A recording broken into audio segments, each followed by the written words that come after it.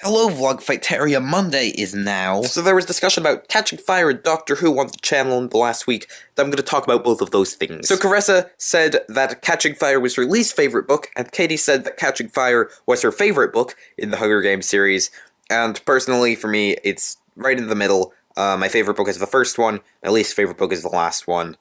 I think they go progressionally downhill. Caressa was saying in her video that the first book was about relationships and the third book was about revolution, and that the second book was just kind of a transition between the two things. And I agree with the themes of the first book and the last book that Caressa was talking about, but I think the second book is about the way that you present yourself to the world, which was largely through the whole Victory tour and reality TV thing, but it was also just seeing how Katniss presented herself to different characters. I wasn't a huge fan of the series after the first book. I enjoyed them, but I didn't think they were exceptional. The second movie, though, I thought was probably better than the first movie, so I'm really happy about that. It seems like they could just continue to improve, whereas I felt the books continued to get worse. I felt like pretty much all of the acting in that movie was amazing, and it was a good script and good cinematography, and everything was good. Mockingjay is going to be split into two movies,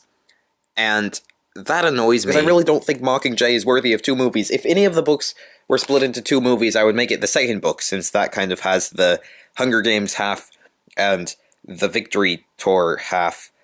But Mockingjay, I really don't see a good place to split it, and I really don't see a good reason to split it. So hopefully those will be good, but I don't think it's necessary, and I think it could just make there be too much. Speaking of dystopian fiction, I'm further along in Allegiant now, and so far I like it more than the second book, less than the first book. I find it a bit annoying that it's suddenly being narrated by two characters instead of one, and I also don't like the addition of Tobias as a narrator. But it's still pretty good, and I'm enjoying it. Doctor Who, Katie mentioned that she was reading things about the reasons that some people don't like Doctor Who, and I did like Doctor Who quite a lot, and I just want to talk about one of the main things that people were talking about in regards to that. Also, I can't really talk about this without a spoiler, so you can click on this annotation to skip ahead until the spoiler is gone. So one of the main criticisms that I was seeing and hearing of the episode is that Gallifrey not really being destroyed, like, destroyed the whole... Destroyed. I just said destroyed twice, and that was a bad sentence. Destroyed the whole plot of the new series up until this point